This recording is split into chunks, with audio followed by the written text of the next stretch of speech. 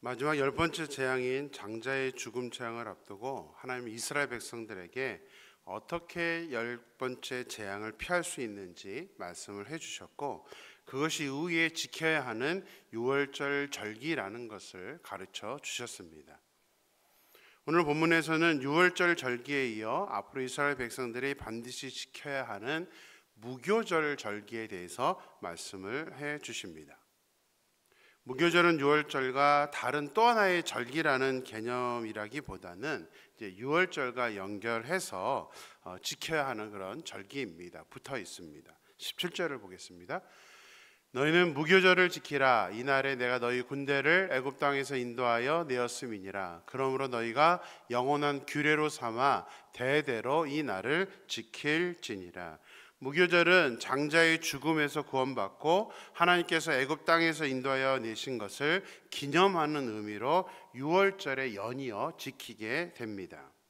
무교절은 유월절 저녁 아비월 14일부터 21일까지 7일간 지키는 것으로 첫째 날과 일곱째 날에 성회로 모이고 누룩이 없는 무교병을 먹어야 합니다. 19절 말씀 보겠습니다. 이래 동안은 누룩이 너희 집에서 발견되지 아니하도록 하라. 무릇 유교묘를 먹는 타국인이든지 본국에서 난 자든지를 막론하고 이스라엘 회중에서 끊어지리니. 자, 무교절 7일 동안은 무교병만을 먹어야 한다라고 규정을 하고 있습니다. 그런데 무교절 7일 동안은 그냥 단순히 먹어라가 아니라 19절을 보면 이래 동안은 누룩이 너희 집에서 발견조차도 하지 않도록 그렇게 하라고 명령을 하셨습니다. 거기다가 유교병을 먹는 사람은 이스라엘 사람이든 타국인이든 모두 이스라엘 회중에서 끊어지게 될 것이다. 다시 말하면 죽게 될 것이라고 경고를 하고 있습니다. 아니, 누룩이 없는 무교병을 먹는 게 얼마만큼 중요하길래 이렇게 생명까지 끊어질 것이다라고 명령을 하셨던 걸까요? 어떤 학자들은 신약하고 연결을 해서 누룩이 죄를 상징한다.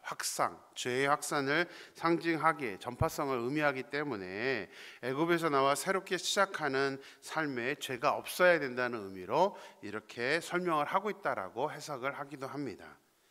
교리적으로는 그렇게 해석을 할 수는 있습니다. 그러나 본문의 그 의미가 무엇인지 명확하게 설명을 하고 있습니다. 그래서 먼저 성경에서 밝히고 있는 의미를 우리는 생각을 해야 됩니다. 우리 34절 같이 보겠습니다.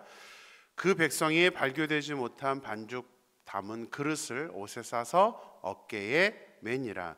장자가 죽는 재앙이 유월절에 일어나고 바로 다음 날 이스라엘 백성들은 떠날 준비를 할 시간도 없이, 그러니까 발효가 안 된, 바로 그런 누룩이 들어가지 않은 그 상태의 반죽을 어깨에 메고 나왔기 때문에 그것을 기억하라는 의미로 누룩이 없는 무교병을 먹으라고 말씀하신 것입니다.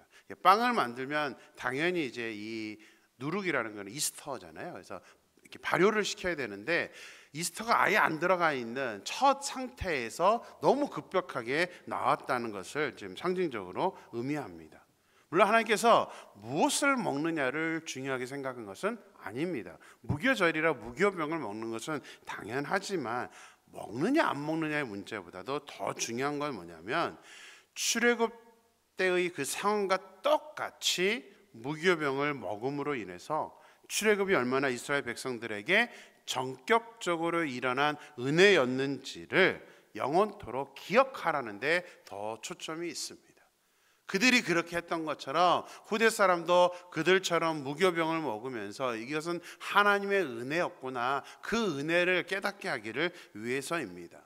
사람은 망각의 동물이죠. 그래서 은혜를 잘 잊어버립니다. 하나님이 중요하게 생각하는 것은 은혜죠. 우리가 하나님의 은혜를 아는 것, 이것을 너무나 중요하게 우리에게 강조하고 있다는 사실입니다. 하나님께서는 철저히 계획된 시간에 일으키신 이스라엘 백성들의 출애굽이지만 이스라엘 백성들의 입장에서는 갑작스럽게 급격히 일어났던 그런 일이었습니다. 한 나라의 노동력을 담당했던 그 많은 인구가 아무런 조건도 없이, 그것도 애굽 백성들에게 은과 금과 폐물을 챙겨서 모든 사람이 나라를 탈출한다는 것은 인류 역사상 일어난 적이 없는, 이후에도 일어나지 않을 그런 전무후무한 일이었습니다. 전적으로 하나님께서 이룩하신 기적이었습니다. 그래서 누룩이 없는 빵, 급하게 나온 이 누룩이 없는 빵은 결국에는 아주 달콤한 빵으로 변경이 되게 됩니다. 그게 은혜입니다. 누룩이 없는, 발교도 되지 않은 그 반죽이를 가지고 나왔지만 실제로 그게 먹었을 때는 은혜였죠. 맛이 있어서가 아니라 이들의 상황이 그렇게 바뀌었다는 의미입니다. 그래서 하나님은 절대로 우리 애들에게도 원하시는 게 은혜를 잊지 않는 것입니다. 말씀을 묵상하면서 우리 인생 가운데 출애굽과 같은 그런 강도는 아니지만 하나님이 베풀어 주신 은혜가 무엇이었는지, 달콤한 빵으로 변화되었던 것이 있었는지를 한번 이 시간 생각해 보기를 소망합니다. 근데 제가 이렇게 말씀은 드리지만 사실 우리 인생 그 자체가 다 달콤한 빵이 아니었나요? 물론 힘들고 어려운 삶을 사셨던 분도 있지만 우리가 태어났다는 그 자체만으로도 사실은 우리는 은혜였습니다. 우리가 의지를 갖고 태어난 게 아니잖아요. 우리를 이 땅에 태어나게 해주시고 우리의 생명을 주시고 우리를 구원해 주신 것 그 자체가 사실은 은혜라는 사실이죠. 오늘 말씀을 묵상하면서 누구나 다 잘 아시는 찬양이 생각이 났습니다. 은혜라는 찬양이죠. 오늘의 찬양으로 선택한 곡 은혜라는 찬양이죠. 내가 누려왔던 모든 것들이, 내가 지나왔던 모든 시간이, 내가 걸어왔던 모든 순간이 당연한 것 아니라 은혜였어. 아침 해가 뜨고 저녁에 노을, 봄의 꽃향기와 가을의 열매, 변하는 계절의 모든 순간이 당연한 것 아니라 은혜였어. 모든 것이 은혜, 모든 것이 은혜, 한없는 은혜라고 우리가 이 찬양을 부르면서 또 찬양 때문에 더 우리가 감동을 받게 됩니다. 지금 우리가 누리고 있는 모든 것이 내 삶에 당연한 것 하나도 없었다는 사실을 우리가 기억하면서 누룩 없는 빵으로 시작한 우리의 인생이 지금은 달콤한 빵으로 바뀌어서 우리가 인생을 즐기고 있다는 것을 결코 잊지 않고 모든 것이 은혜입니다 라고 고백할 수 있는 저와 여러분의 삶이 되기를 주님의 이름으로 축원합니다. 마지막 재앙을 앞두고 이스라엘 백성들은 하나님께서 말씀하신 그대로 첫 유월절을 지키게 됩니다. 모세는 다시 한번 이스라엘 백성들에게 어떻게 유월절을 지켜야 하는지 자세하게 설명을 또 해줍니다. 24절 25절 볼까요? 너희는 이 일을 규례로 삼아 너희와 너희 자손이 영원히 지킬 것이니 너희는 여호와께서 허락하신 대로 너희에게 주시는 땅에 이를 때에 이 예식을 지킬 것이라. 모세는 유월절이 이번 한 번만 지키는 것이 아니라 영원히 지켜야 하는 절기이며 하나님께서 약속하신 대로 가나안 땅에 이르게 되면 이제 본격적으로 절기를 지켜야 한다라고 말하고 있습니다. 그런 후에 나중에 자녀들이 유월절 의식이 무슨 뜻이냐라고 묻게 된다면 애굽에서 재앙이 있었을 때에 하나님께서 죽음을 넘기시고 구원해 주셨다는 그 의미를 자녀들에게 설명하라고 말씀을 하고 있습니다. 자, 이스라엘 백성들에게 아니라 우리에게 이 말씀, 이 구절을 적용을 해보기를 원합니다. 우리는 출애굽의 사건이 없었습니다. 하나님께서 출애굽의 사건을 기억하시기 위해서 정해 주신 유월절과 무교절의 절기도 있지만 지금 우리 나의 유월절, 나의 무교절에 대해서 한번 생각해 보기를 원합니다.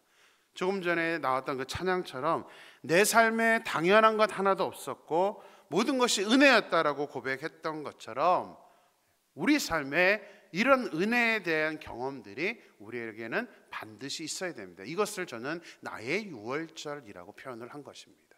나의 유월절. 무엇보다도 죽음을 넘기고 구원을 받은 그것이 유월절이죠. 애굽의 그 힘들었던 상황에서 벗어나는 것도 유월절. 마찬가지로 우리가 세상사를 하면서 고난 속에서 하나님이 구원해 주시고 우리를 탈출시켜 주신 그 어려움의 상황들을 탈출시켜 주신 것도 유월절이라고 정의를 할 수가 있습니다. 이것은 이 은혜는 누구에게나 있을 것입니다. 누구에게나 반드시 있어야만 되는 것이 이 은혜입니다. 구원의 은혜, 또 하나님이 함께 하시는 은혜, 이걸 다른 말로 하면 간증이라고 하겠죠. 신약 성경에서는 이것을 믿음의 역사, 믿음의 흔적이라고 표현을 하고 있습니다. 우리 갈라디아서 6장 17절 보겠습니다. 이후로는 누구든지 나를 괴롭게 하지 말라. 내가 내 몸에 예수의 흔적을 지니고 있느니라. 바울은 자신의 몸에 예수의 흔적을 지니고 있다라고 말했습니다. 예수의 흔적, 믿음의 흔적. 데살로니가전서 1장 3절도 보겠습니다. 너희의 믿음의 역사와 사랑의 수고와 우리 주 예수 그리스도에 대한 소망의 인내를 우리 하나님 아버지 앞에서 끊임없이 기억함이니.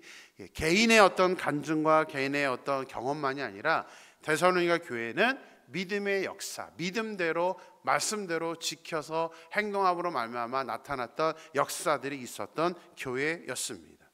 이런 믿음의 흔적, 믿음의 역사, 이런 간증들은 우리 개인들에게도 나타나야 되고 우리 교회에도, 우리 가정에도 나타나야 됩니다. 그 특별한 경험이 바로 나의 유월절입니다. 나의 유월절. 신앙생활에 있어 간증, 믿음의 흔적, 믿음의 역사는 우리 자신의 믿음의 수준을 완전히 다르게 만들 수 있는 아주 중요한 요소입니다. 믿음의 경험을 해보지 않으면 내가 말씀대로 그대로 순종했더니 하나님께서 역사하셨다라는 그런 경험이 우리에게 없다면 우리는 지금 온전한 믿음 생활을 하는 것은 아닙니다. 경험이 있어야 돼요. 물론 그 경험을 하려면 우선순위는 뭐죠? 먼저 선행되어야 되는 것은 말씀대로 내가 순종해보는 겁니다. 말씀대로 살아야 된다는 사실이죠. 저는 항상 우리 개인들에게, 또 저 개인에게도, 또 우리 만나는 모든 사람들에게 저는 정말 소망하는 것이 저 믿음의 흔적을 남긴다는 의미입니다. 정말 남겨야 된다. 간증하는 삶이 되어야 한다는 것을 많이 강조를 합니다. 특별히 우리 개인의 나의 유월절은 나로 끝나는 게 아닙니다. 하나님께서 저 유월절을 얘기하면서 뭐라고 그러셨어요? 만약 자녀들이 무슨 의미이냐라고 물어본다면, 다시 말해 이건 또 그냥 자녀들이 이게 뭔 뜻이야 라고 물어보는 그 차원이 아닙니다. 나만의 경험, 나만의 신앙적인 믿음의 흔적들을 우리 자녀들에게 반드시 넘겨주어야 한다는 사실입니다. 그게 부모입니다. 영적인 부모입니다. 아이를 낳고 아이를 양육해 주는 것만이 부모의 역할은, 그것은 육적인 부모의 역할입니다. 그러나 여러분들은 영적인 부모도 되어줘야 합니다. 육체적으로 나를 낳아준 부모가 아니라 나를 영적으로 이끌어줄 수 있는 부모, 신앙의 선배, 이게 바로 우리 자신이 되어야 한다는 사실입니다. 내가 먼저 그 경험이 없고 내가 먼저 말씀대로 살아나서 하나님이 함께 하심을 경험하지 못한다면 우리는 영적인 부모가 될 수가 없습니다. 부끄러운 부모가 되는 겁니다. 적어도 우리 자녀들에게만큼은 내가 믿음으로 이렇게 살았다라고 나의 유월절을 설명해 줄 수 있는 그런 사람이 되어야 한다는 사실이죠. 저는 소망합니다. 우리 사랑하는 임마누엘교회 모든 성도님들이 정말 말씀대로 순종하는 해서 하나님의 응답을 받는 그 경험들을 하게 되고, 우리 가정이 같이 그런 또 경험을 하고, 우리 임마누엘교회도 그러한 경험들을 하여서 하나님이 하셨다라고 고백할 수 있는 그런 우리의 삶, 우리의 가정, 우리의 교회가 되기를 주님의 이름으로 축원합니다. 기도하겠습니다. 하나님께서 유월절, 특별히 무교절의 절기를 말씀하시면서 그 무교절이 하나님 이스라엘 백성들에게는 급격하게 발교되지 못한 반죽을 가지고 급하게 애굽에서 나오게 된 것을 기념하고 기억하라는 의미로 무교절을 지키게 하셨습니다. 정말 누룩이 없는 그 빵이 오히려 출애굽한 이후에는 달콤한 빵으로 변화되었던 것입니다. 하나님, 소망합니다. 우리의 삶 속에서도 정말 모든 것이 우리가 같이 봤던 찬양처럼 그 어느 것 하나도 정말 하나님이 아니면 이루어진 일이 없다라고 우리가 고백할 수 있는 우리의 삶이 하나님의 은혜였음을 우리가 온전히 기억할 수 있도록 역사하여 주시옵소서. 특별히 하나님, 우리의 삶 속에 간증, 믿음의 흔적, 믿음의 역사들을 가지고 있는 그런 사람이 되기를 소망합니다. 하나님, 이 절기들을 지키게 하신 이유가 있습니다. 하나님께서 후대의 자녀들이 이 절기를 왜 지켜야 하는지, 이 절기가 무엇인지를 물어봤었을 때에 하나님의 함께 하심을 드러내라고 이렇게 말씀을 하고 있는 것을 보게 됩니다. 하나님, 나의 유월절이 있기를 소망합니다. 아버지 하나님, 내가 개인적으로 하나님의 말씀대로 순종함으로 말미암아 하나님의 역사를 경험했던 그 간증들, 그 믿음의 흔적들, 아버지 하나님, 믿음의 역사들을 우리가 가지고 있는 사람이 되어서 정말 간절히 기도하는 것은 우리 임마누엘교회 모든 성도님들이 육체적인 부모만 되는 것이 아니라 영적으로 우리의 자녀들을 이끌 수 있는 영적인 부모, 영적인 선배가 되어줄 수 있도록 하나님 인도하여 주시옵소서. 우리 가정만이 아니라 우리 주변 사람들에게 그렇게 영적으로 하나님의 영광을 드러낼 수 있는 우리의 삶이 될 수 있도록, 그를 위해서 우리가 먼저 하나님의 말씀대로 순종하여 경험하며 하나님의 역사하심을 경험할 수 있도록 인도하여 주시옵소서. 하나님께서 함께하여 주실 줄 믿고 거룩하신 예수님의 이름으로 기도드렸습니다. 아멘.